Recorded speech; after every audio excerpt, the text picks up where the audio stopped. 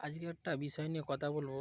সেই বিষয়টা হচ্ছে শয়তান কিভাবে একজন খ্রিস্ট বিশ্বাসীর ওপর তাকে ঈশ্বরের পথ থেকে সরিয়ে নিতে যত চেষ্টা করে শয়তান, মানে যা কিছু আছে পৃথিবীতে সব কিছু ধরনের চেষ্টা করে। আপনি ধরুন একজন বিশ্বাসী, আপনার উপর নানা রকম টেম্পটেশন আনছে, শয়তান প্রলোভন আনছে, যে কোনো ফাঁদে ফেলার চেষ্টা করছে, সেটা যে কোনো ফাঁদ হতে পারে।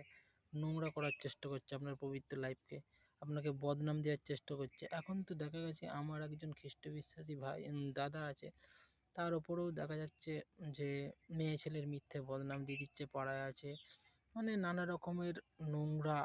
শয়তান তো একদম নোংরার এতে ফাঁদে পড়ে আছে, নিজে তো নোংরা এবং এই মানুষকেও নোংরা করে সে নরকে নিয়ে যেতে চাইছে।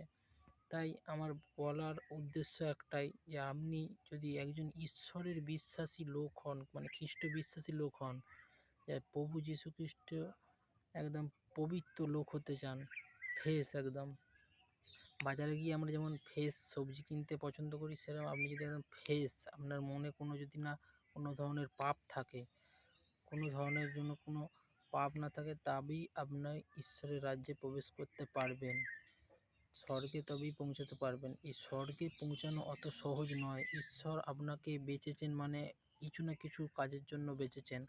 খ্রিস্টীয় জীবন কাটাতে গেলে আপনাকে পবিত্রতায় জীবনযাপন করতে হবে। আজকালকার দিনে তো পবিত্রতায় জীবনযাপন করা প্রচুর কষ্টকর হয়ে উঠেছে। শয়তানের এই নানা রকমের আধুনিক যুগের ফাঁদে বিভিন্ন রকমের পর্নোগ্রাফি ভিডিও থেকে শুরু করে বিভিন্ন রকমের মেয়ে ছেলের আসক্তি, নেশা, বিভিন্ন রকমের মন্দতা ঘিরে রয়েছে পুরো এই পৃথিবী, গোটা বিশ্ব সমাজকে।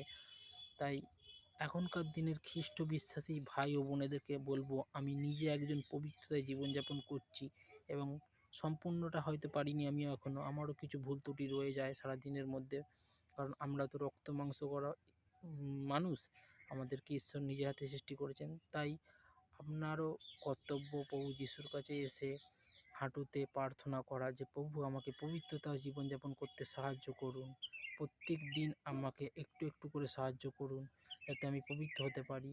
হ্যাঁ জানি এটা প্রচুর কষ্টকর বিষয়, কিন্তু প্রভু যিশু বলেন, আমার কাছে তুমি এসো, আমি তোমাকে পবিত্র করব, আমার সাথে নিয়ে যাব স্বর্গে।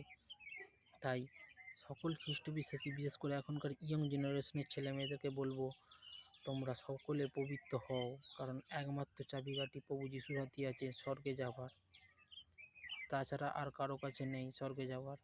সকল খ্রিস্ট বিশ্বাসীকে জয় যিশু।